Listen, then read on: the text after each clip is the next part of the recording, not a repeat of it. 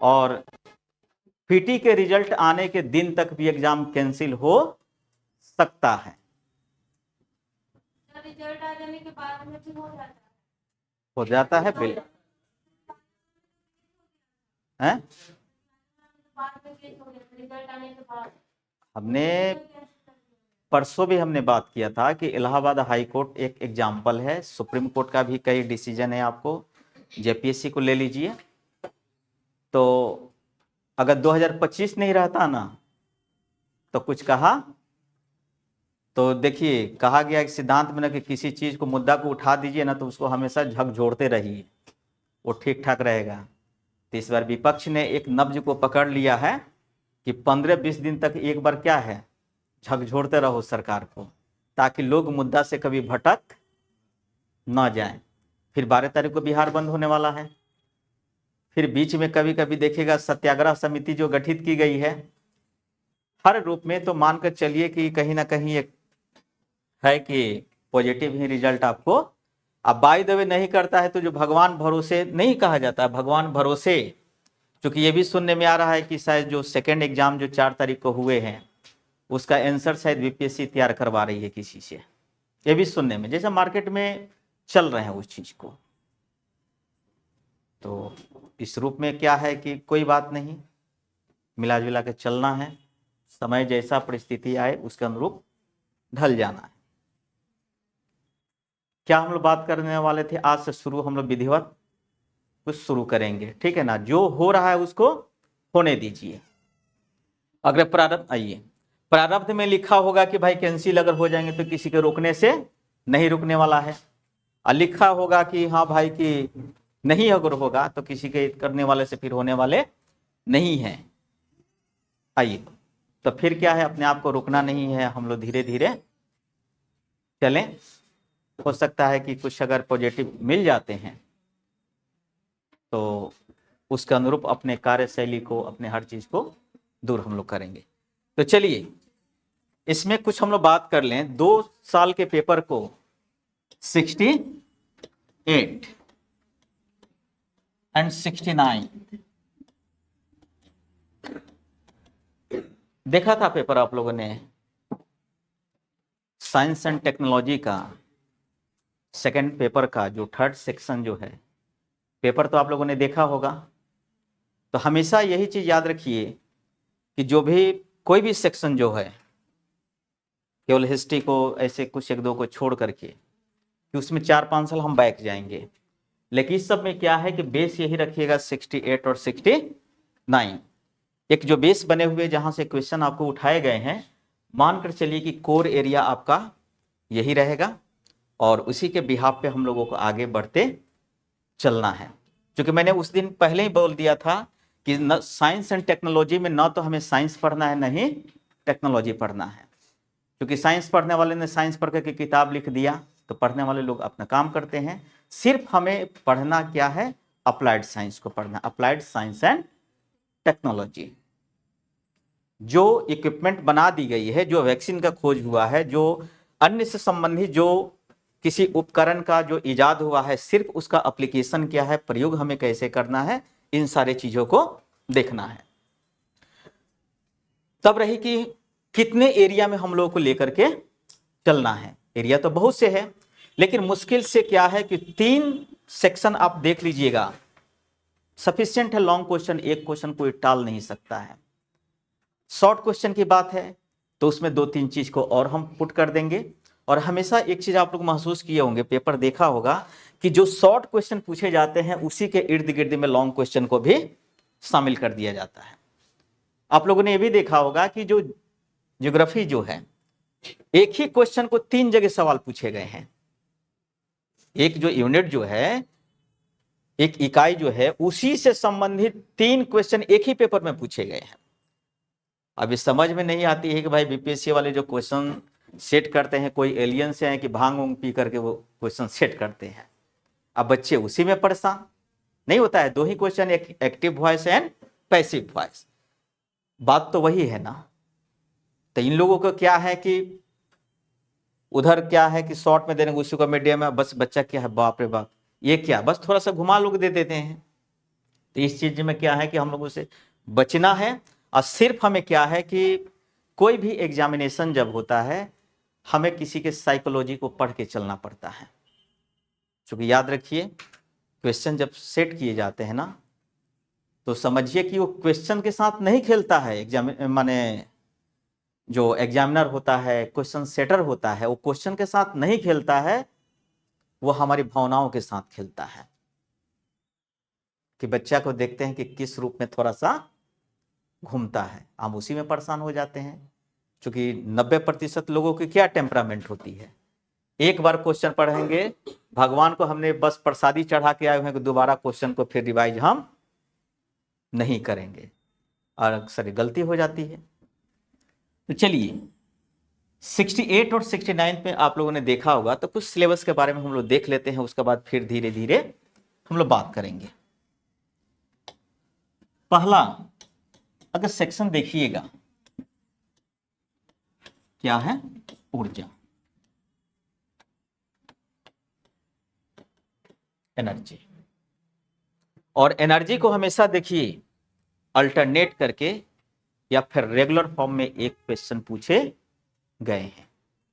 अब एनर्जी की बात है तो एनर्जी तो बहुत आसान है, एक यूनिट में अगर देखा, एक शब्द में देखा जाए तो एक एनर्जी। लेकिन अगर इसका वर्गीकरण देखिए, वर्गीकरण तो एनर्जी में क्या है, पारंपरिक ऊर्जा, पारंपरिक ऊर्जा जिसको हम क्या कहते हैं, कन्वेंशनल एनर्जी। और कन्वेंशनल एनर्जी में पारंपरिक ऊर्जा का मतलब हुआ कि जो अतीत काल से हम ऊर्जा के जिसका प्रयोग हम करते आ रहे हैं उसी को क्या कहते हैं, पारंपरिक ऊर्जा कहते हैं।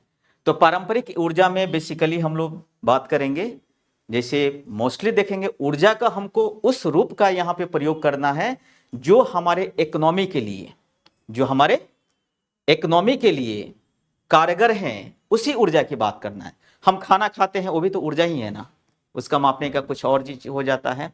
लेकिन यहाँ पे उस एनर्जी की बात करेंगे जो किसी उद्योग धंधा को चलाने के लिए उसका बेसिकली प्रयोग किया जाता है, उसी की हम बात करेंगे यहाँ पे ऊर्जा की।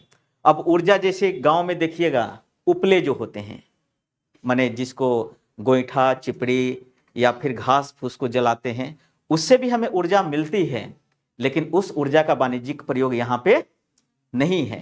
तो आपको जब यहाँ पे बात करना है तो बेसिकली उस ऊर्जा के संदर्भ में हम किसकी बात करेंगे, कोयला, कोयला से संबंधित बेसिकली हम लोग बात किसकी करेंगे, और यही ट्रेडिशनल है, ट्रेडिशनल ऊर्जा। और अभी भी हम इतने आगे बढ़ गए हैं, लेकिन मान के चलिए अभी भी लगभग हमारा 67% के आसपास में अभी भी हम किसका प्रयोग करते हैं, पारंपरिक ऊर्जा का ही प्रयोग करते हैं। पारंपरिक ऊर्जा कन्वेंशनल हो गया, और दूसरा क्या हो गया, परंपरागत, दूसरा है गैर परंपरागत, यानी non conventional energy. Non conventional, non conventional का मतलब यह हुआ कि हम जो अतीत काल से प्रयोग करते हुए नहीं आ रहे हैं, हालांकि उसका बाद में चल के उसका इजाद किया गया और वाणिज्यिक दृष्टिकोण से हमने आखिर में देखिएगा कि गैर परंपरागत ऊर्जा की जरूरत क्यों पड़ी। क्योंकि हम परंपरागत में जानते हैं कि आने वाले एक निश्चित समय के बाद वो क्या हो जाएगा, खत्म हो जाएगा। और जो परंपरागत है वही क्या है, फॉसिल्स है, वो क्या है, जीवाश्म है, फॉसिल्स है। और फॉसिल्स में देखिएगा क्या है कि rest particle of living things, rest particles of living things, that is conventional या फिर जीवाश्म। कन्वेंशनल भी है और जीवाश्म भी है, कोई अंतर नहीं है। क्योंकि परंपरागत ऊर्जा में जैसे कोयला, कोयला किससे मिला, लकड़ी से मिला, और लकड़ी किससे मिला, पेड़ पौधों से मिला। और जब पेड़ पौधे अपना भोजन बना रहे हैं तो लिविंग थिंग्स है। लेकिन जो ही क्या है कि जब सूख जाते हैं तो नॉन लिविंग्स में कन्वर्ट कर जाते हैं। पेट्रोल हुआ, या एक लाइन में बात कीजिए पेट्रोलियम की, तो पेट्रोलियम में सब कुछ शामिल है, किरोसिन तेल है, डीजल है, पेट्रोल है, वैक्स है, सब चीज उसमें शामिल है। वो सभी क्या है आपको, वो सभी परंपरागत ऊर्जा है, या फिर हम कह सकते हैं वह क्या है, जीवाश्मीय ईंधन है। वो भी क्या है, क्योंकि जो पेट्रोलियम का निर्माण हुआ है क्या है, समुद्री जो जीव जो हैं उनके मरने के पश्चात उसका निर्माण हुआ है। क्या हम है कि नहीं जीवाश्मीय ईंधन, हम भी हैं। आपने गांव में देखा होगा कि किसी का जब डेड बॉडी को जब हम जलाते हैं तो कभी कभी क्या होता है कि उसके शरीर, जब व्यक्ति जब जल रहा होता है, एकाएक उसके शरीर की आग तेज हो जाती है। हमारे शरीर में फैट है ना, अब फैट भी क्या है, एक प्रकार का एनर्जी है, ऊर्जा है, वही सब तो जलता है ना। तो हमें कहीं जाना नहीं है। जैसे किसी व्यक्ति को देखे कि शरीर में आग लग जाता है, आग लगने की, और ज्यादातर आग लगने की किस में पाई जाती है, महिलाओं में। हाँ, हमारा बात नहीं माना गया ना तो समझ लीजिएगा क्या होगा, किरोसिन तेल से हम जल जाएंगे। तो गांव के पहले पहले देखिएगा डर के मारे क्या होते कि घर में किरोसिन तेल को रखते नहीं थे। तो देखा होगा कि एक बार जब व्यक्ति जलना शुरू हो जाता है तो एक बार लग जाते हैं। क्यों? क्योंकि हमारे शरीर में सारा चीज उपलब्ध है वहां पे। तो गैर परंपरागत ऊर्जा, यानी हमने देखा कि एक आने वाले समय के बाद ये सारे खत्म हो जाएंगे, तो फिर उसके बाद क्या है, हम गैर परंपरागत ऊर्जा के संदर्भ में हम बात किए। तो यहाँ पे कोयला के कर दीजिएगा, उसके बाद दूसरा क्या कर दीजिएगा, पेट्रोलियम, क्योंकि पेट्रोलियम में सभी चीज आ जाएंगे उसमें, ठीक है ना। गैर परंपरागत,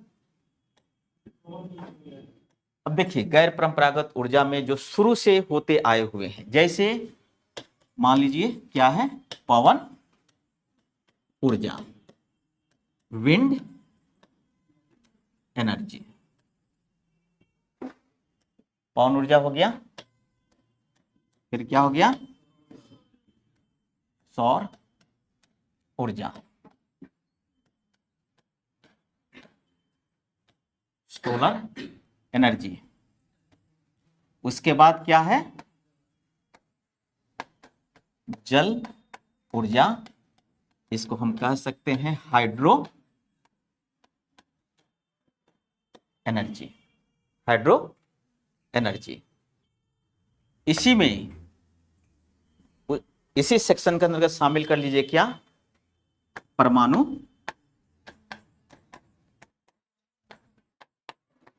ऊर्जा,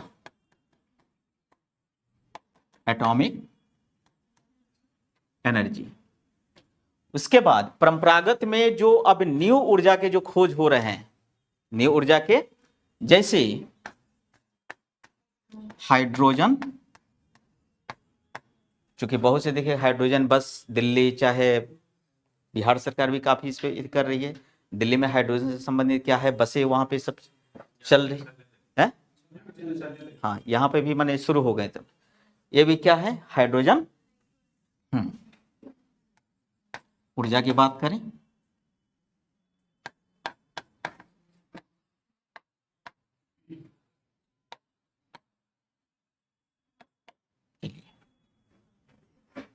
ये मेन कोर में रखिएगा, ठीक है ना। है? हाँ बिल्कुल बात करेंगे। हो गया, लिख लिए लो, तो लिख लीजिए लो। है बैक कैसे होगा बाबू ना, लिख लीजिए लो।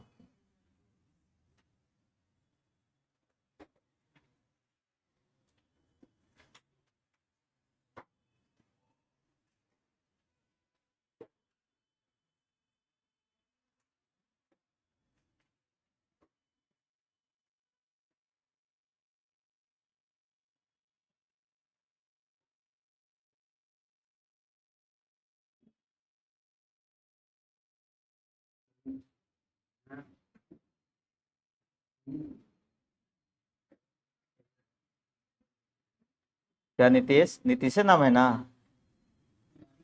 है? अच्छा निखिल, नहीं भूले नहीं है, थोड़ा याद दिलाने का प्रयास कर रहे हैं अभी।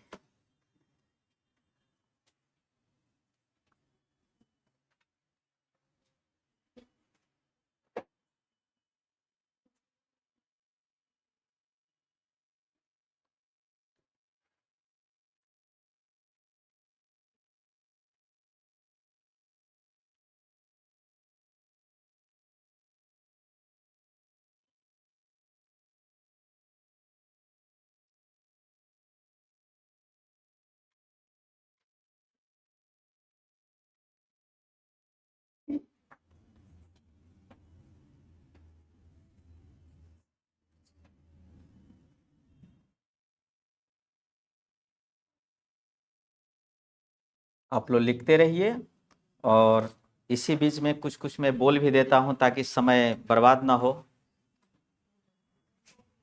आइए। है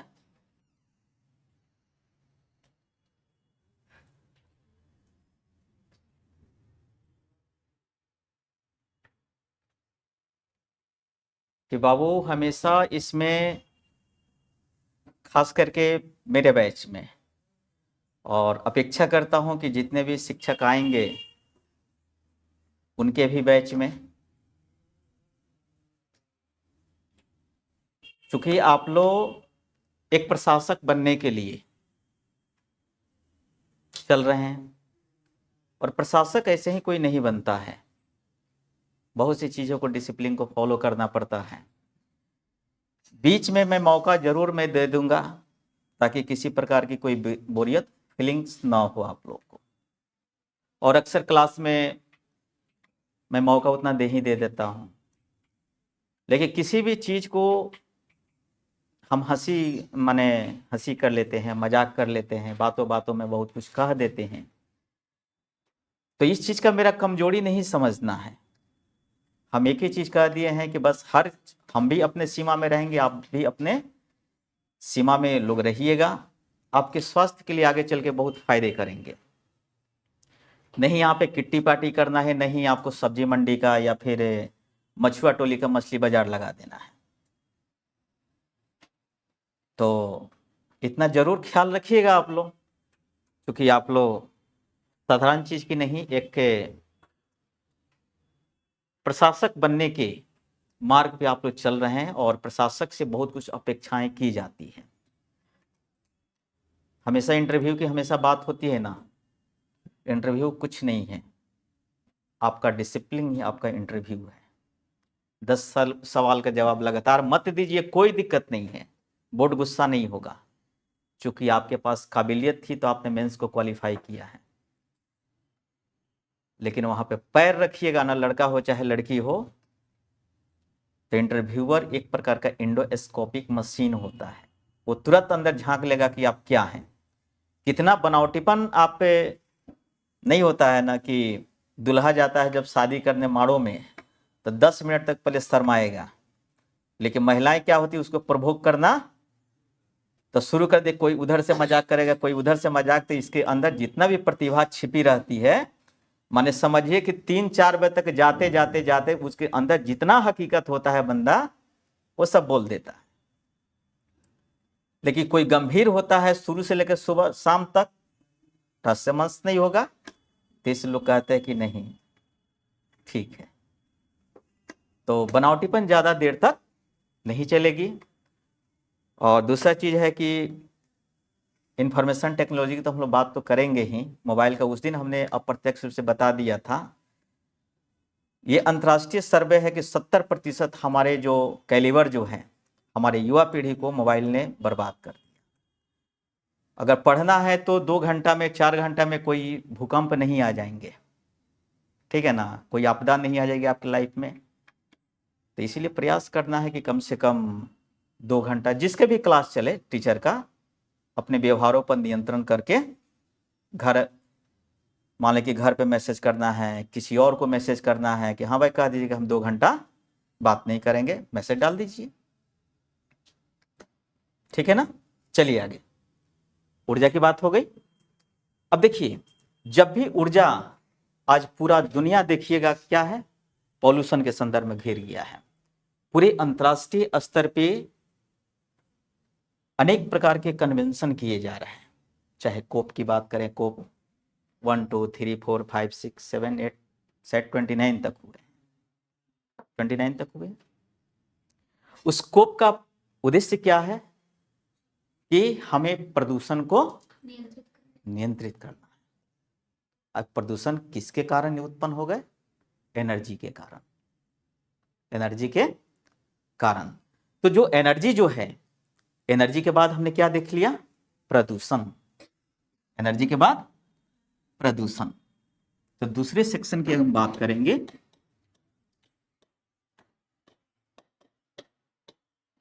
क्या है? प्रदूषण।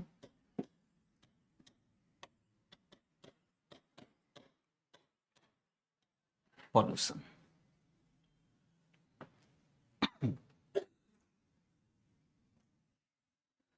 पॉल्यूशन का एक शाब्दिक हमने देखते हैं, किसी प्रकार का प्रदूषण हो सकता है।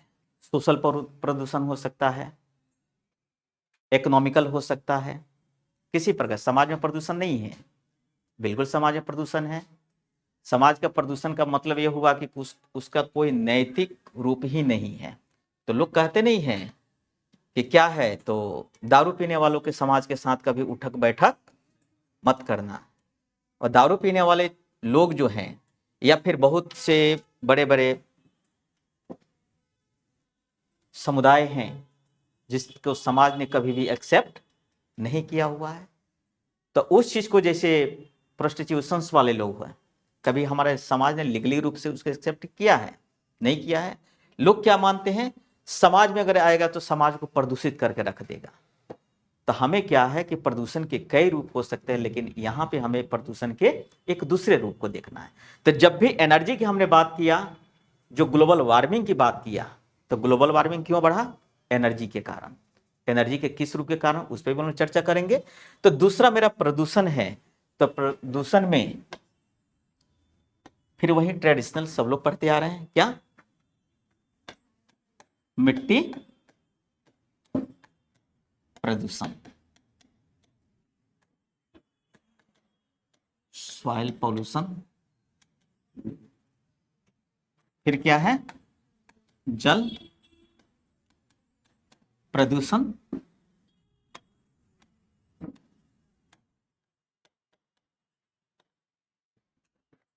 वायु प्रदूषण,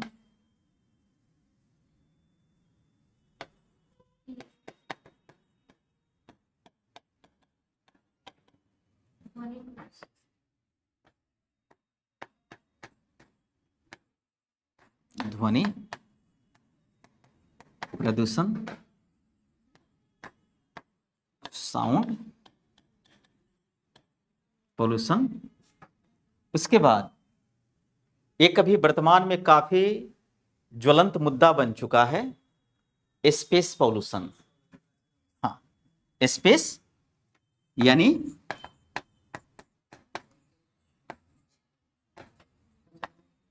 अंतरिक्ष प्रदूषण, यानी हम इसको बोल सकते हैं स्पेस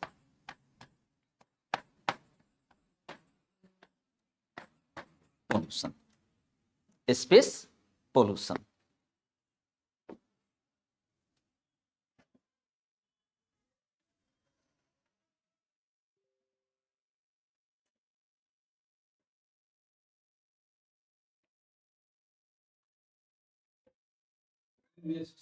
है? वही तो बात है ना, जब स्पेस पोल्यूशन की जब बात करेंगे, उसी में हम शामिल उसको भी करेंगे।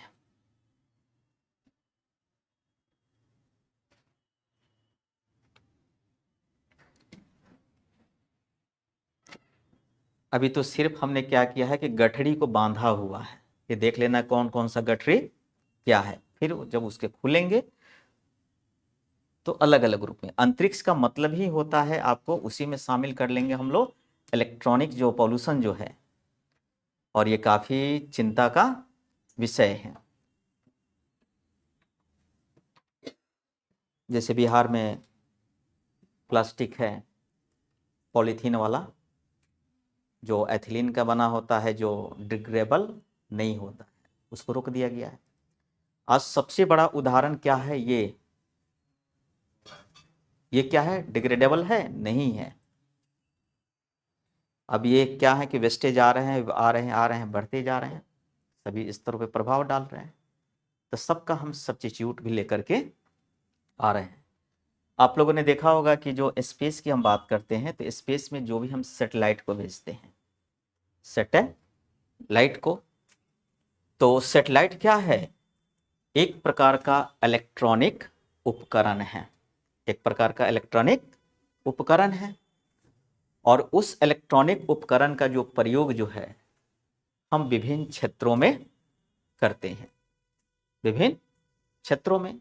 चाहे उस सैटेलाइट का प्रयोग देखिए, हेल्थ की बात करते हैं, जैसे टेलीमेडिसिन, एजुकेशन की बात करते हैं, टेली एजुकेशन बात करते हैं ना, उसका अलग अलग फिर एप्लीकेशन आएगा। प्रदूषण के संदर्भ में ये हो गया, ठीक है ना। तो 2 यूनिट हो गया ना हम लोग का, एक क्या हो गया, ऊर्जा, और दूसरा क्या हो गया, पॉल्यूशन, प्रदूषण। तो प्रदूषण में फिर देखेंगे, और याद रखिएगा इन सारे चीजों को जब हम पढ़ेंगे तब फिर उसी में आ जाएगा क्या है, कारण क्या है, प्रभाव क्या है, फिर उसके निदान क्या है। निदान के लिए हमारे स्थानीय स्तर के क्या प्रयास है, राज्य सरकार के क्या प्रयास है, भारत सरकार के क्या प्रयास है, अंतर्राष्ट्रीय स्तर पर क्या प्रयास है। तो जब हम प्रदूषण की जब हम बात करेंगे तो फिर उसी में हम विभिन्न प्रकार के कोप की बात करेंगे, हम स्टॉकहोम कन्वेंशन की बात करेंगे, हम क्योटो की बात करेंगे, मॉन्ट्रियल की बात करेंगे, रियो डी जेनेरियो की हम बात करेंगे।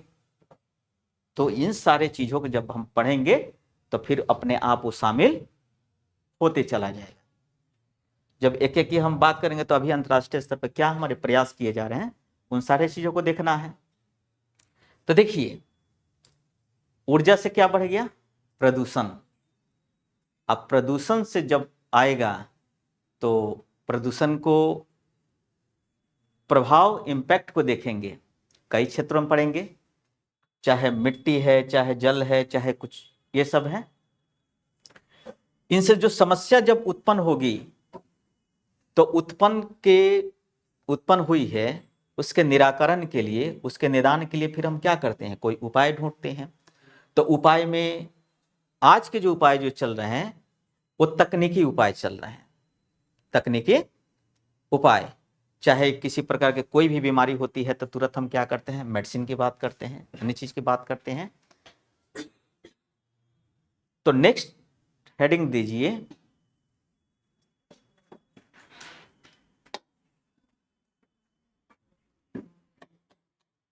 तीसरा हुआ ना, तीसरा दे दीजिए, जैव प्रौद्योगिकी,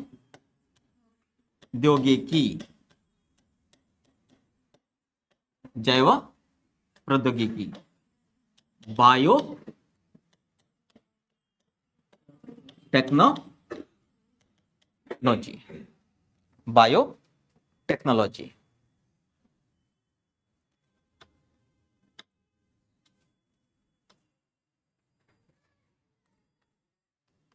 बायो टेक्नोलॉजी,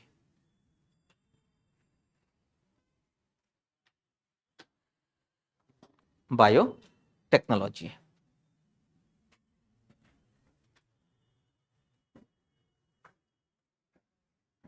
अब देखिए,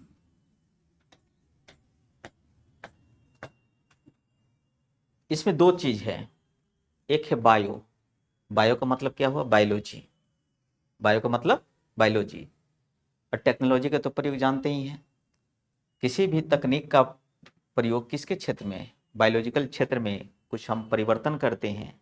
आप परिवर्तन करके जिस उत्पाद को हम बनाते हैं, जो मानव स्वास्थ्य, समाज और पर्यावरण सभी के क्षेत्र में महत्वपूर्ण होता है, कल्याणकारी होता है, बेसिकली उसी को क्या बोला जाता है, बायो टेक्नोलॉजी, बायो टेक्नोलॉजी। अब बायो टेक्नोलॉजी का आपने देखा होगा, हमने सभी बात किया, जो मानव समाज की बात करते हैं, हम अर्थव्यवस्था की बात करते हैं, हम प्रदूषण की बात करते हैं, हम हेल्थ की बात करते हैं, इवन हम स्पेस की भी हम बात करते हैं। सभी में क्या है आज के डेट में? Bio technology. अगर ये टेक्नोलॉजी की हम बात करते हैं तो टेक्नोलॉजी का कई रूपों में चला जाएगा। जैसे टेक्नोलॉजी की हम स्पेस टेक्नोलॉजी की हम बात करेंगे, हम बायो टेक्नोलॉजी की बात करेंगे, लेकिन इससे रिलेटेड यहाँ पे बायो टेक्नोलॉजी की देखिए हमने क्या कहा, अगर बायो टेक्नोलॉजी का अगर इजाद नहीं हुआ रहता तो आज जितनी भयानक जो बीमारियां आ रही है, नहीं होते हैं गांव में पहले एक दवा बेचने वाला आता था, मूस मारने वाला, कहता था एक पुरिया में घर साफ और 2 पुरिया में गांव साफ। नहीं होते थे, एक पुरिया में घर साफ, 2 पुरिया में गांव साफ, और उसके बाद 2-3 पुरिया और दे दीजिए तो फिर सारा चीज खत्म हो जाएगा। आज के डेट में कोई बेचने वाला आ रहा है? नहीं आ रहा है। क्यों? क्योंकि हमने टेक्नोलॉजी के तहत हर चीज को विकसित कर लिया है। जैसे HMPV यही ना आया हुआ है ना, कोरोना, किसी प्रकार की कोई बीमारियां आ रही है, कोई बात नहीं भैया, आना है तो तुम आओ, हम तैयार हैं। लेकिन यही जब टेक्नोलॉजी का डेवलपमेंट नहीं हुआ था तो हैजा, प्लेग नहीं होता था, गांव के गांव खत्म हो जाते थे। लेकिन आज बायोटेक्नोलॉजी है हमारे पास। देखिएगा टोटल वर्ल्ड का कितना हमारे पास लैंड है, 2.4%। आबादी कितना है? लगभग 17%, यही है ना। लेकिन इसी जमीन पे हमको एग्रीकल्चर सब कुछ करना है। परंपरागत रूप में रहते तो लोग, कितने लोग भूखे मर जाते हैं ना।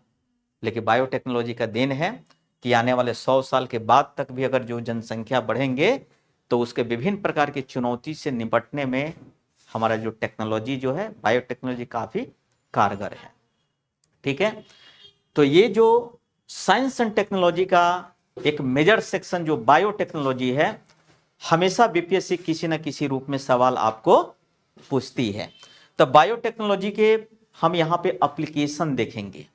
हमें बेसिकली ये नहीं पढ़ना है कि जो बायोटेक्नोलॉजी में क्या है, कि जो काट छांट की प्रक्रिया होती है तो उसको क्या कहते हैं, किस एंजाइम्स का प्रयोग करते हैं उसको हम क्या कहते हैं, यहाँ पे उसकी चर्चा नहीं करनी है। अब बायोटेक्नोलॉजी की जब बात कीजिएगा तो यहाँ पे यूज ऑफ बायोटेक्नोलॉजी किसके संदर्भ में? तो यहाँ पे हम कह सकते हैं स्वास्थ्य। क्या है? स्वास्थ्य, हेल्थ। स्वास्थ्य हो गया। स्वास्थ्य में जैसे मान लीजिए कि अभी नैनो रोबोट हमने डेवलप किया हुआ है। कैंसर को आप जानते हैं कि क्यूरेबल नहीं है। कैंसर क्यूरेबल फर्स्ट स्टेज का होता है, क्यूरेबल लगभग मान लिए जाते हैं। जैसे कि आपने देखा होगा इनको, कौन है क्रिकेटर, नहीं सिद्धू नहीं, युवराज सिंह। तो हमेशा तो देखिए जो हाई प्रोफाइल के लोग हैं उनका महीना में 10 दिन चेक होते रहता है। तुरंत हमने देखा कि वहां पे क्या है, टिश्यू में किसी प्रकार की कोई यथी हो गई, उस ऑर्गन को आप हटा सकते हैं या फिर तुरंत उसको क्योर कर सकते हैं। सेकंड में क्या होता है कि बगल वाला को प्रभावित कर देगा। थर्ड में क्या है कि पूरा शरीर को चपेट में ले लेगा। लेकिन उस स्थिति में जानते हैं कि ब्लड कैंसर होता है, तो ब्लड कैंसर जल्दी क्यूरेबल नहीं है। लेकिन हमने क्या है कि बायोटेक्नोलॉजी में एक नैनो रोबोट होता है, नैनो, उसको शरीर में हम इम्प्लांट करके जो बैक्टीरिया जो है उसको मारने का भी काम करता है। तो हेल्थ में जैसे कैंसर के क्षेत्र में आप देख लीजिए, अनेक प्रकार की जो बीमारियां जो है, कोई गंजा का शिकार होते जा रहा है, किसी को स्किन से संबंधित प्रॉब्लम हो रही है, इवन आपको किसी का किडनी खराब हो गया, किसी का लीवर खराब हो गया, हम लैब में क्या कर सकते हैं, उसके शरीर से सेल को लेकर के, टिश्यू को डेवलप करके, ऑर्गन बना करके फिर उसको हम ट्रांसप्लांट कर सकते हैं। ये सब किसका देन है आपको? बायो टेक्नोलॉजी का। बायो टेक्नोलॉजी का। तो हमको हेल्थ में देखना है उसका। हेल्थ के बाद आप देखिए आएंगे, जब हम स्वास्थ्य की बात करेंगे तो उसमें हम मेडिसिन की भी बात करेंगे, ठीक है ना। स्वास्थ्य की बात करेंगे हम लोग, मेडिसिन की बात करेंगे। उसके बाद हम बात करेंगे कृषि,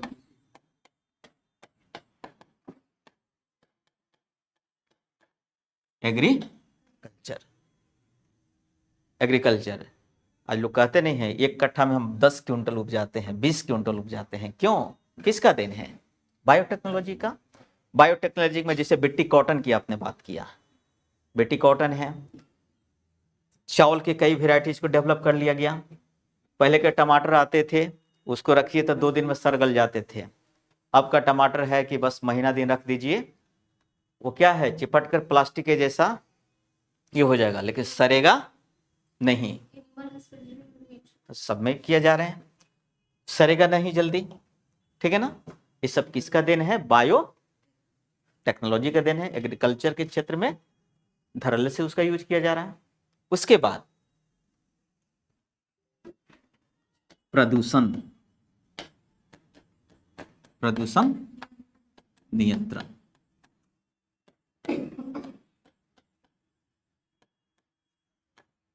पॉल्यूशन कंट्रोल।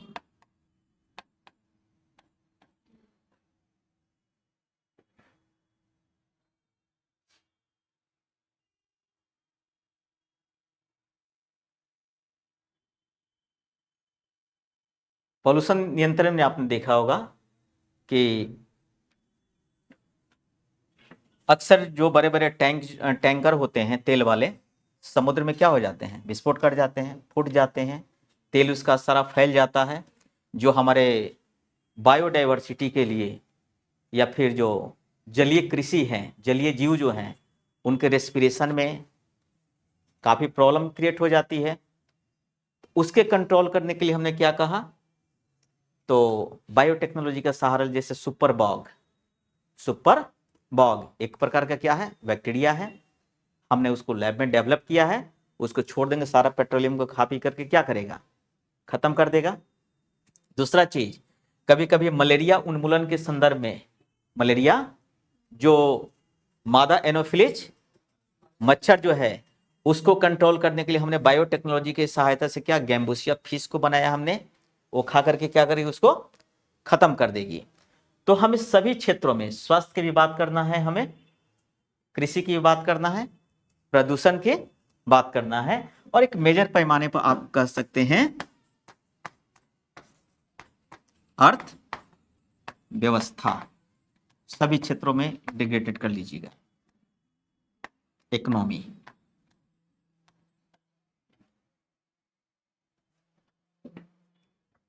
इकोनॉमी,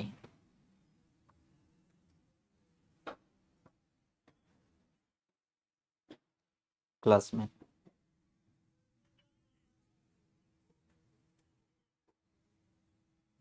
ठीक है, तो ले लीजिए।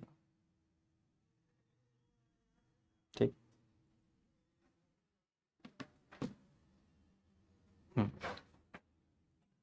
अर्थव्यवस्था के क्षेत्र में हम लोग इसको यूज कर लेंगे। तो ये जो है ना कभी आपको बायोटेक्नोलॉजी के, आपने प्रीवियस ईयर को उठाकर देखा होगा, तो क्वेश्चन हमेशा आते हैं प्रदूषण नियंत्रण के क्षेत्र में सरकार के द्वारा उठाए गए कदम क्या है। तो वहां पे सरकार के द्वारा उठाए गए कदम, तो कई प्रकार के कदम होते हैं। एक होता है कि आपका सोशल बिहेवियर क्या है, आपका ड्यूटी क्या है। उसके बाद क्या है कि सरकार के स्तर पर क्या है, टेक्नोलॉजी के स्तर पर क्या किए जा रहे हैं, अंतर्राष्ट्रीय स्तर पर कन्वेंशन के स्तर पर क्या किए जा रहे हैं। तो ये हमारे मेजर सेक्शन जो है ना, जब भी हम बायो की बात करेंगे, हेल्थ हो गया, एग्रीकल्चर हो गया, प्रदूषण हो गया, और अर्थ व्यवस्था इकोनॉमी के क्षेत्र में, ठीक है ना, मेजरली 4। फिर इसके जब डायमेंशन जब खुलेंगे इसके, तो और चीज उसमें जाकर के कवर होगा। फोर्थ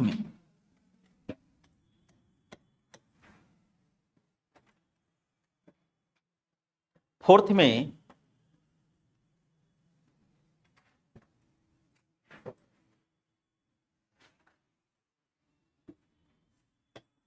ये कर दीजिए, अंतरिक्ष, अंतरिक्ष विज्ञान एवं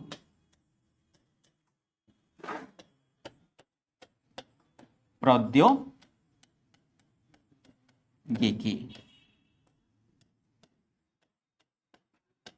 स्पेस साइंस एंड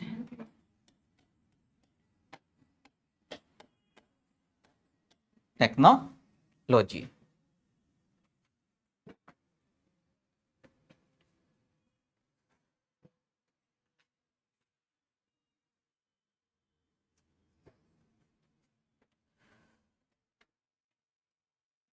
अब देखिए, जब अंतरिक्ष की जब बात आती है तो अंतरिक्ष का बेसिकली उसका डेफिनेशन ऐसे वैज्ञानिक रूप में देखा जाए तो कितने दूरी के बाद अंतरिक्ष मान लेते हैं हम?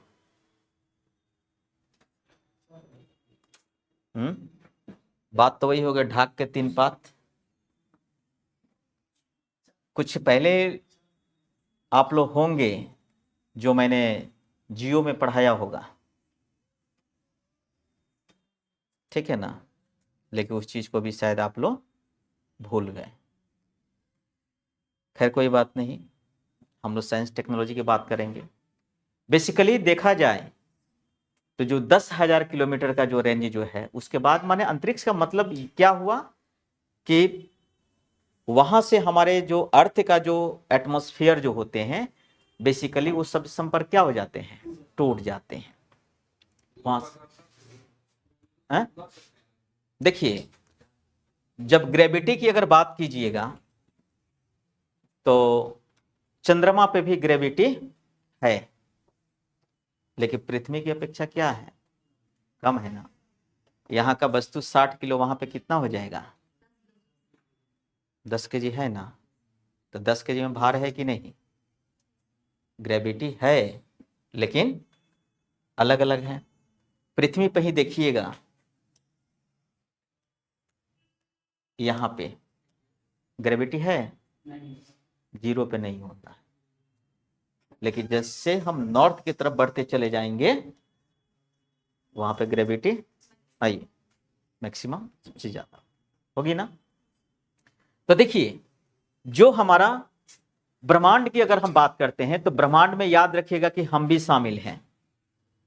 हम भी, हमारे आसपास के जो आवरण हैं, यहां से लेकर के चंद्रमा, मंगल, पृथ्वी, शुक्र, बुध, जितने भी चीज हैं, जो भी गैलेक्सी हैं, ये सभी किसके अंतर्गत है, सभी ब्रह्मांड में है।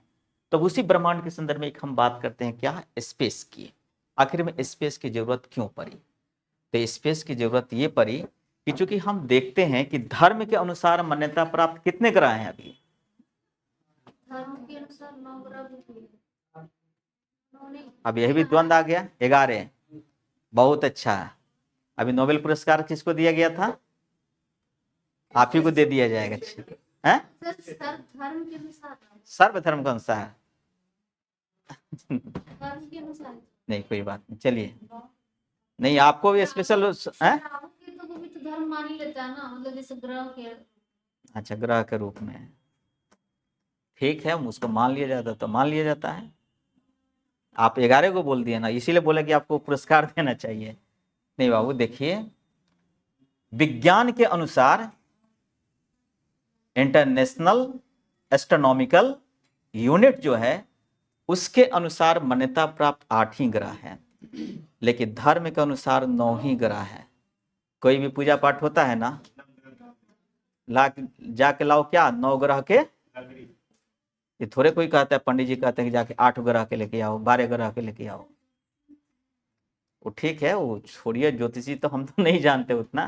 तो यही है कि क्वेश्चन कभी भी किसी रूप में घूम सकता है। धर्म अभी भी क्या मानता है, 9 ही ग्रह को मानता है। विज्ञान के अनुसार क्या है, 8। जो 9वां है, हो सकता है कि 8 साल 10 साल 20 साल के बाद उसको भी शामिल कर लिया जाए। क्यों? क्योंकि फिर अपनी कक्षा में वो लौट रहा है धीरे धीरे। तो देखिए, जब अंतरिक्ष की जब हम बात करेंगे तो अंतरिक्ष ऊपर की तरफ हम बात करेंगे, तो ले जाने के लिए जब भी क्या है, कोई भी सैटेलाइट की हम बात करेंगे तो इसमें हम क्या करेंगे, व्हीकल की बात करेंगे। क्या है व्हीकल में, जैसे क्या है, PSL भी, GSL भी, उसके बाद मार्क, थर्ड एंड अब फोर्थ की भी बात चल रही है, ठीक है ना, फोर्थ की भी बात। इससे क्या है, ये हैवी है, इससे भी अगर पहले चले गए तो क्या हो जाएगा ASLV। तो ASLV उतना प्रासंगिक रहा नहीं, हम यहाँ के मार्क 30 तक ही बात करेंगे बेसिकली, या 4 भी इसको शामिल कर लीजिएगा, चर्चा कुछ हम लोग कर लेंगे। ये क्या हो गया, गाड़ी हो गया, ये क्या है, गाड़ी हो गया। जैसे polar satellite launching vehicle, vehicle है ना, उसके बाद मार्क। अब मान लीजिए कि गाड़ी हो गया, अब गाड़ी पर क्या करते हैं, कोई सामान लाद करके भेजते हैं ना, तो जब सामान को लाद करके भेजेंगे तो उसी स्थिति में क्या आ जाएगा, विभिन्न प्रकार के सैटेलाइट आ जाएंगे, विभिन्न प्रकार के। तो इसी में क्या कीजिएगा, अगला सेक्शन में क्या जोड़िए, सैटेलाइट, विभिन्न प्रकार के सैटेलाइट। इस सैटेलाइट में भी हम लोग चर्चा करेंगे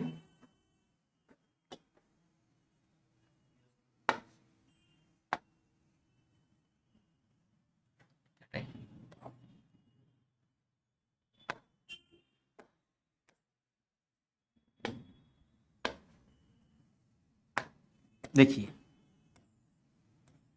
अब सैटेलाइट को दो रूपों में हमें बात करना है उसको।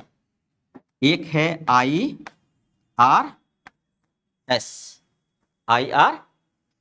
Indian remote sensing, Indian remote sensing, और IN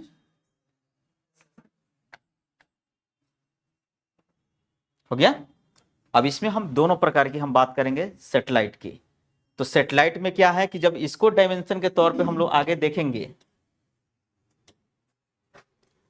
इंडियन रिमोट सेंसिंग, तो जो अंतरिक्ष का जो हम बात करते हैं, तो किसी भी क्षेत्र का माने चीज को ढूंढने के लिए, पता लगाने के लिए, जहां पे मानव जाने में सक्षम नहीं है, वहां पे IRS सीरीज का प्रयोग करते हैं। और जो हमारे टेलीकम्युनिकेशन, जो हम मोबाइल चलाते हैं, अनेक प्रकार के, जैसे शिक्षा के क्षेत्र में, हेल्थ के क्षेत्र में, अनेक क्षेत्र में जब हम सैटेलाइट का प्रयोग करते हैं तो बेसिकली किसका प्रयोग करते हैं, INS का, ठीक है ना।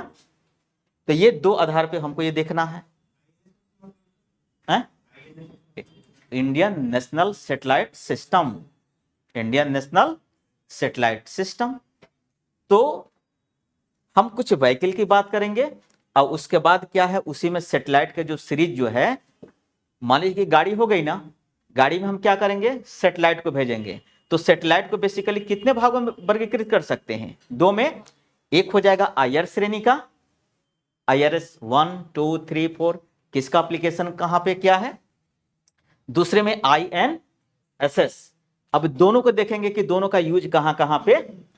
अब आपसे पूछ देगा कि सूचना और प्रौद्योगिकी, सूचना और प्रौद्योगिकी भारतीय समाज में काफी गतिशीलता पैदा की हुई है। उस स्थिति में सूचना एवं प्रौद्योगिकी की क्या करें, चर्चा करें।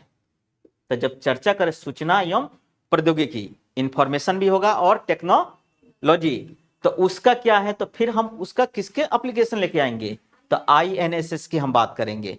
कभी कह देगा कि लेटेस्ट का क्या माने, इंफॉर्मेशन टेक्नोलॉजी के क्षेत्र में प्रक्षेपित विभिन्न प्रकार के सैटेलाइटों की चर्चा करें। तो अभी जितना है, लाइट कट गया, खैर कोई बात नहीं, कटने दीजिए। INS तक हो गया ना, इसी में सीरीज में हम लोग और भी बात करेंगे। नेक्स्ट लिखिए, चंद्रयान, चंद्रयान।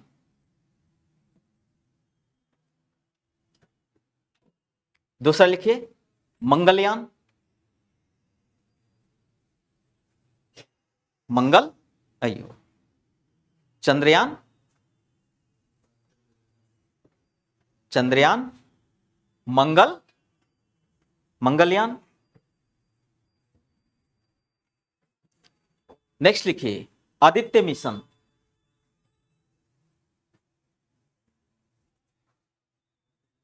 आदित्य मिशन।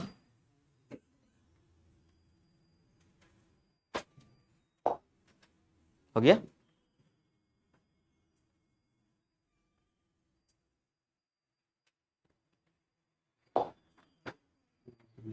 हम्म?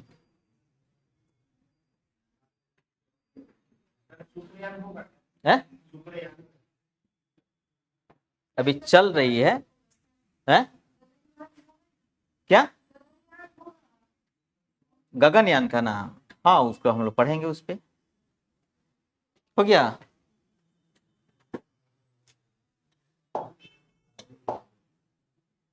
बहुत इसमें भी झोल झाल है कि नहीं? हाँ, नेक्स्ट कीजिए। उसमें जो गगनयान मिशन जो है वो भी काफी क्या है, हमारे ज्वलंत इशू है, और उसको कुछ दिन में जो मूर्त रूप जो होता है ना, उसको भी देने हम जा रहे हैं उसको। तो अगला कर दिए, गगनयान कीजिए। उसमें गगनयान हो गया। अब देखिए, ये बहुत बड़ा सेक्शन जो है, ठीक है ना, जब बहुत बड़ा सेक्शन जो है, और इसका क्या है कि हम लोग बेसिकली यही बात की, जब अंतरिक्ष विज्ञान एंड प्रौद्योगिकी की हम बात करेंगे तो हम लोगों ने दो ही आधार पे तो बात किया था ना। एक किसके आधार पर? व्हीकल के आधार पे, और दूसरा किस पे? सैटेलाइट के आधार पे। तो सैटेलाइट को भी हमने दो भागों में देख लिया, एक है IR और एक था IN। तो इन दो आधार पर देख लिया। इसका जब भी एप्लीकेशन जब आएगा तो आपसे ये नहीं पूछेगा कि उसको बनाने की विधि पूछता है, उसके प्रयोग तो बाद में हम लोग देखेंगे कि जितने भी अभी तक सैटेलाइट लॉन्चिंग जो हुई है उसके बारे में। अब इसका एप्लीकेशन पूछ देगा, एप्लीकेशन। तो नेक्स्ट हेडिंग में डालिए।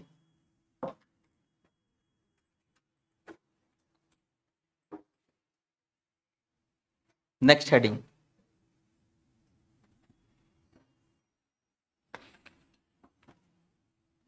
लिखिए, computer, computer, computer, comma, super computer, super computer, comma, nano technology.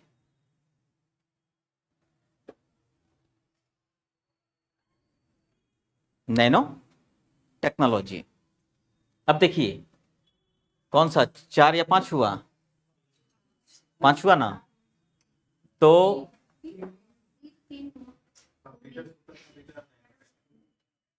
अंतरिक्ष कितना तक हुआ था? 3 तक था। 4 था ना, इसको 5 करिए। कंप्यूटर, सुपर कंप्यूटर और नैनो टेक्नोलॉजी। याद रखिए, कंप्यूटर, सुपर कंप्यूटर और नैनो टेक्नोलॉजी से सवाल हमेशा 2-3 बार से बीपीएससी हमेशा उसको कर रही है, ठीक है ना। नैनो टेक्नोलॉजी को लेकर के, अब नैनो टेक्नोलॉजी का बाद में मैंने बोला एप्लीकेशन क्या है। तो नैनो टेक्नोलॉजी का यूज आपको हेल्थ के क्षेत्र में क्या हो सकता है, नैनो टेक्नोलॉजी का प्रयोग जो है मेडिसिन में क्या हो सकता है, नैनो टेक्नोलॉजी का प्रयोग एग्रीकल्चर में क्या हो सकता है, नैनो टेक्नोलॉजी का प्रयोग आपको पर्यावरण कंट्रोल में या प्रदूषण कंट्रोल में क्या हो सकता है। इन सारे चीजों को एप्लीकेशन हम लोग को देखना है उसमें। नेक्स्ट हेडिंग डालिए।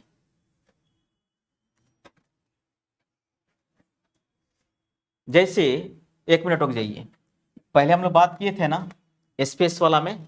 तो जब भी स्पेस की हम लोग बात करेंगे तो मन में प्रश्न कहीं उठेगा कि हाँ भाई कि ये नहीं बताया गया, वो नहीं बताया गया। हम लोग खाका खींच रहे थे। जब स्पेस की जब भी अब बात करेंगे तो उसमें हम लोगों ने बात किया था क्या, एजुकेशन को लेकर के। एजुकेशन, एजुकेशन में क्या, tele education. Tele tele education का मतलब क्या हुआ है कि विदेशों में कोई व्यक्ति बैठा हुआ है और हम क्या कर रहे हैं कि ऑनलाइन एजुकेशन ले रहे हैं, वो भी क्या है, टेली एजुकेशन। कोई एक्सपर्ट किसी रोग का किसी दूसरे देश में बैठा हुआ है और हम क्या करें, कंप्यूटर के माध्यम से, अन्य के माध्यम से उसका क्या कर रहे हैं, हम सुविधा ले रहे हैं। तो टेली मेडिसिन हो गया, टेली एजुकेशन, टेली मेडिसिन, या फिर ओस्नोसैट। ओस्नो ओस्नोसैट क्या है, उससे संबंधित हो गया। तो हम उन सारे चीजों को शामिल कहां पे करेंगे आपको, ये हम शामिल करेंगे अंतरिक्ष विज्ञान और प्रौद्योगिकी। तो ये हमारे टेक्नोलॉजी से संबंधित इतने सवाल जो है हमने 4-5 देखा। मोस्टली क्वेश्चन बाबू आपको यहीं से रहेंगे। अगला लिखिए स्वास्थ्य।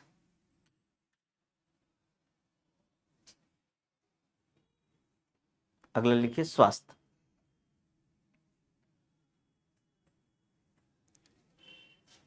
लिखिए स्वास्थ्य को 2 भागों में बांट दीजिए।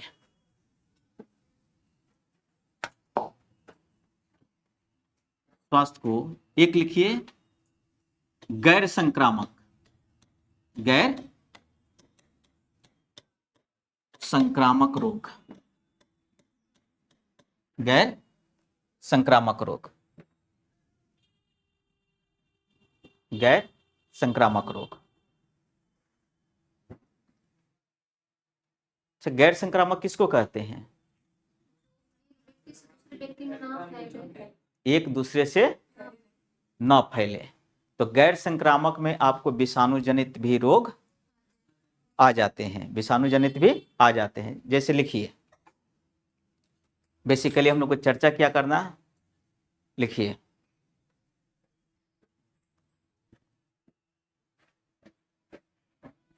गैर संक्रामक में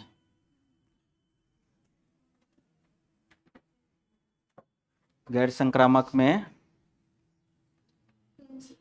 देखिए लिखिए पहला एड्स, कैंसर है। हाँ, तुरंत नहीं। अब देखिए जब तक हमने क्या बोला, विषाणु जनित और विषाणु जनित जो है और जीवाणु जनित। संक्रामक जैसे मान लीजिए कि आपको क्या है कि जैसे कोरोना हो गया, कोरोना हो गया या HMPV, जो ही किसी के संपर्क में आइएगा तो उसे क्या हो गया, एक दूसरे से फैल गया। लेकिन किसी को अगर एड्स हुआ है, किसी को कैंसर हुआ है, उसके साथ में बैठने से फैलेगा आपको? नहीं फैलेगा। तो हमने क्या किया कि इसको अलग अलग रूपों में एक ही में बांट करके हमने देखा हुआ है। जो बेसिकली हमको देखना क्या है, क्या लिखे, एड्स हो गया, कैंसर हो गया, उसके बाद इसको लिखिए हेपेटाइटिस,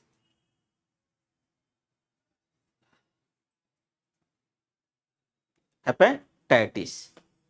इधर लिखिए संक्रामक में टीबी, कोरोना,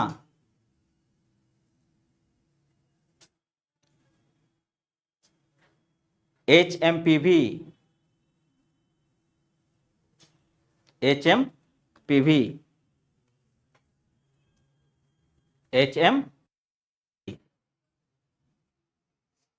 कॉमन कोल्ड। इत्यादि कर दीजिए इसको, है संक्रामक में माने क्या, देखिए बाबू वो सब मलेरिया और है ना, तो हमें डेंगू हो गया, मलेरिया हो गया, तो अभी जो प्रासंगिक जो है, प्रासंगिक है उसके बारे में बेसिकली हम लोग देखेंगे। उसमें देखिए पढ़ने के लिए बहुत कुछ है, लेकिन वैसा चीज़ अनावश्यक रूप से हम लोग को नहीं पढ़ना है जहाँ पे उसका कोई उपयोगिता यूटिलाइजेशन नहीं है। इसके अलावा बीच बीच में जो चीज़ ज़रूरत रहेगा उसके बारे में हम लोग चर्चा कर लेंगे। उसके लिए देखिए अभी क्या है कि एक सिलेबस फॉर्मेशन के तौर पे हम लोग बात कर रहे हैं, ठीक है ना। बेसिकली हम लोग को देखना क्या है, और जब क्लियर हो जाएंगे फिर उसके बाद मिसलेनियस में कुछ बचेगा तो फिर वहां पे हम लोग बात करेंगे। कितना टॉपिक हुआ इसमें, 6 हुआ ना। तो इतना ही हम लोग का इसमें साइंस एंड टेक्नोलॉजी का जो रहेगा हम लोग इसी पे बात करेंगे। हो सकता है कि बीच में कहीं पढ़ाते पढ़ाते 1-2 और डायमेंशन कभी खुले तो उस पर चर्चा हम लोग करेंगे। और कोई बात हो तो बोलिए लो।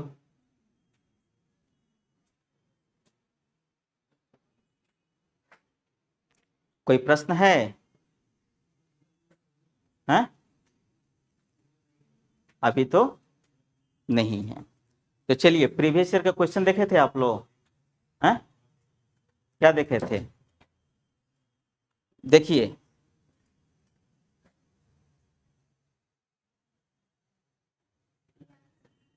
नहीं,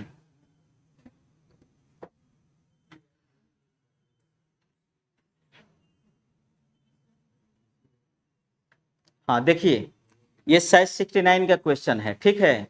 69 में पूछा गया है आधुनिक समाज में कंप्यूटर की प्रासंगिकता नहीं भूमिका है, प्रासंगिकता नहीं भूमिका है। अच्छा भूमिका का मतलब क्या हुआ हैं? अभी बोला आपने इम्पोर्टेंस, तो यही जो टेल वर्ड्स जो है ना, देखिए रोल का मतलब क्या हुआ, रोल की हम बात करेंगे, उसका कंट्रीब्यूशन क्या है, उसका कंट्रीब्यूशन क्या है। तो किस किस क्षेत्र में कंट्रीब्यूशन होगा है?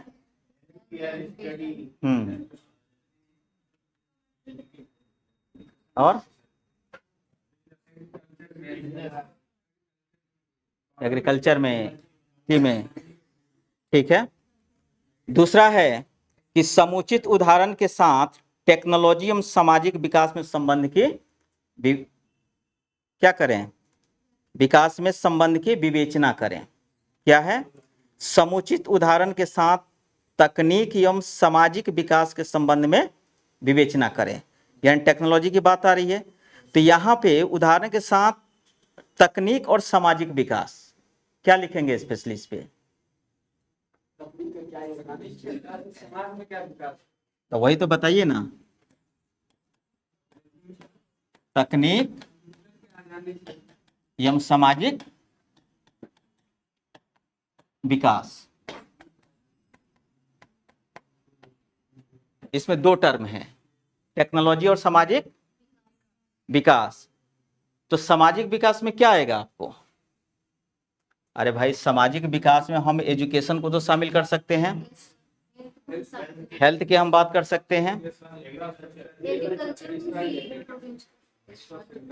बिल्कुल सब बात कर सकते हैं। तो तकनीक और सामाजिक विकास की बात कर रहा है। तीसरा, बिहार में औद्योगिक विकास में विज्ञान और प्रौद्योगिकी की भूमिका। अब क्या है? अर्थव्यवस्था से जुड़ा हुआ है, अर्थव्यवस्था से बिहार में औद्योगिक विकास में, औद्योगिक विकास का मतलब क्या हुआ? सेकेंडरी सेक्टर, विज्ञान और प्रौद्योगिकी की भूमिका, यानी किसका? साइंस एंड टेक्नोलॉजी की। तो इसमें हम फिर क्या देंगे? जितने भी हमारे जो छोटे छोटे इंडस्ट्री जो बैठ रहे हैं, छोटे छोटे इंडस्ट्री जो बैठ रहे हैं, जैसे मान लीजिए कि जैसे जैम से संबंधित, जैम जैम जैम हो गया, पनीर से संबंधित क्या, उसमें उतना एथी नहीं जाएगा आपको, ठीक है ना। बिहार के औद्योगिक विकास में, और उद्योग किसको कहेंगे? जिसको एक निश्चित पूंजी के लगाने के पश्चात किसी खास जगह पे कुछ श्रमिकों के, एथेनॉल को ले लीजिए, हैं? चीनी मिल तो है, लेकिन चीनी मिल को वहां पे हम शामिल नहीं कर पाएंगे उसको। नेक्स्ट लीजिए कि कोरोना महामारी के समय नई तकनीक ने हम लोगों की किस प्रकार सहायता की, इसकी विवेचना। तो इसमें क्या लेना है? कोरोना महामारी के समय नई तकनीक ने हम लोगों की किस प्रकार, अरे भाई टेक्नोलॉजी की बात कर रहा है। तो इसमें क्या होगा? जो विभिन्न प्रकार के वैक्सीन के जो खोज किए गए थे, टीका का खोज किया गया था, उसके बारे में हमको यहां पे देना है। नेक्स्ट, तकनीक का दुरुपयोग एवं इसका गलत प्रयोग पर्यावरण के प्रदूषण की तरफ ले जाता है, पर्यावरण के प्रदूषण की तरफ ले जाता है एवं जलवायु परिवर्तन का कारण बनता है। उचित उदाहरणों की सहायता से विवेचना कीजिए कि किस प्रकार भारत के पर्यावरण के लिए तकनीक का दुरुपयोग एक अभिशाप बन गया है। यानी टेक्नोलॉजी को देखिए कि 3-4 क्वेश्चन हम लोग देखे, सभी में क्या है आपको टेक्नोलॉजी। अब किस किस प्रकार के टेक्नोलॉजी का, इंफॉर्मेशन टेक्नोलॉजी आ रहा है जैसे कंप्यूटर की हम बात कर रहे हैं, बायोटेक्नोलॉजी की भी बात आ रहा है जो विभिन्न प्रकार के वैक्सीन की बात कर रहा है। तो जो टेक्नोलॉजी जो है अभी तक हम लोग जितने सिलेबस फॉर्मेट करके देखे हुए हैं, लगभग एक भी तो क्वेश्चन इधर उधर नहीं जा रहे हैं। नेक्स्ट क्वेश्चन है, हम लोगों के जीवन में क्रांतिकारी परिवर्तन लाने में नैनो टेक्नोलॉजी के पास असीम संभावनाएं हैं। मानव स्वास्थ्य के संदर्भ में नैनो टेक्नोलॉजी के उभरते प्रयोगों की विवेचना करें। तो नैनो टेक्नोलॉजी की बात वही है जो हम लोग हेल्थ की भी बात किए थे ना, नैनो रोबोट की बात की है, नैनो इसके टेक्नोलॉजी की सहायता से हम मेडिसिन की हम बात कर रहे हैं, नैनो के ही सहायता से हमने सुपर कंप्यूटर को भी तो डेवलप किया है, नैनो के तहत हमने सुपर बग को डेवलप किया, नैनो के तहत ही हमने गैम्बुसिया फिश की हम जो बात कर रहे हैं। तो सभी में जो हमारे प्रयोग जो चल रहे हैं, तो आपसे सवाल बाबू यही देखिए, अभी तक जितने भी सवाल जो पूछे जा रहे हैं आपको कोई ज्यादा सेक्शन नहीं ले रहा है। प्रदूषण की भी बात कर रहा है, तो प्रदूषण के भी हम लोग सेक्शन में ले चुके थे। इसके पहले वाले में देखिएगा कि परमाणु ऊर्जा को लेकर के सवाल पूछे गए हैं। तो कुल मिलाकर के यही बात बनती है कि आज की क्लास में हो सकता है कि शुरुआती में थोड़ी सी असहजता महसूस हो, लेकिन कोई इतनी नहीं। सिलेबस इतना जो हम लोग का 5-6 जो यूनिट हुआ है, बस इसी को प्रयास करना है कि कंप्लीट अगर हो जाते हैं तो मुझे लगता है कि काम निकल जाएंगे। और इसी में नहीं निकल जाएंगे, दूसरा चीज हमेशा ये प्रयास कीजिएगा, पढ़ने के लिए बहुत कुछ है। पढ़ने के लिए सिलेबस में देखिएगा कि एक एक किताब को उठाकर देखिए, उसमें हो सकता है कि 12, 14, 15, 16 यूनिट दिए गए हैं, उस यूनिट पे नहीं जाना है। हमेशा यही प्रयास करना है कि एग्जाम को बाबू क्वालिफाई हम कैसे करें, एग्जाम को कैसे क्वालिफाई करें। तो उस स्थिति में हमेशा यही प्रयास करना है कि सीमित चीज में हम लोग क्या बेहतर तरीका से पढ़ लें, ताकि हमारा 1, 2, 3 टर्म में किसी न किसी रूप में हमारा एग्जाम क्रैक हो जाए। नहीं तो हमेशा याद रखिए कि सिलेबस को अगर फॉर्मेट किया जाए, अगर 25-30 टॉपिक में लिया जाए, हो सकता है कि आने वाले समय में आपको भी अच्छा ना लगे, कितना सिलेबस लिखा दिया गया। तो ज्यादा लिखने पर भरोसा नहीं करना है। और हम लोग क्या है कि बहुत सी चीजों को कंसाइज करके हम लोग अपना लिए हुए हैं। एक एक टॉपिक को जैसे मान लीजिए प्रदूषण का करना होता तो उसको 4 भागों में लिखाया जा सकता था, लेकिन कितना उसको केवल प्रदूषण में उसको शामिल किया गया। बायोटेक्नोलॉजी की हम लोग बात किए थे तो उसको भी कई सेक्शन में लिया जा सकता है, लेकिन उसको एक ही टॉपिक में ले लिया गया। तो कुल मिलाकर के आपने अभी देखा 69 का, और 68 भी लगभग इसी के इर्द गिर्द में क्वेश्चन घुमा हुआ है। तो प्रयास हम लोग को यही करना है कि जितना सिलेबस है और 68 और 69 के संदर्भ में जो भी बीपीएससी ने क्वेश्चन आपको दी हुई है, तो कोर एरिया बीपीएससी कभी छोड़ेगी नहीं।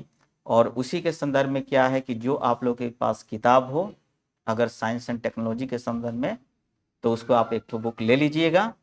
और नेक्स्ट क्लास जब भी शुरू होगी तो हम लोग बात शुरू करेंगे आपको प्रदूषण इसका ऊर्जा से लेकर के, ठीक है ना। देखिए मार्केट में अगर लेना हो तो दृष्टि का ले लीजिएगा लो, हाँ दृष्टि का अपडेट करके बहुत कुछ दिया गया है, अगर लेना है तो उसको आप ले लीजिएगा, नहीं भी लीजिएगा तो कोई दिक्कत नहीं है। हम लोग उसको मिल करके आप अपना पढ़ लेंगे उसको बेहतर तरीका से। अब फिर जैसा अगर होगा आगे हम लोग देखेंगे, ठीक है ना। तो चलिए हम लोग फिर मिलते हैं आगे। देखो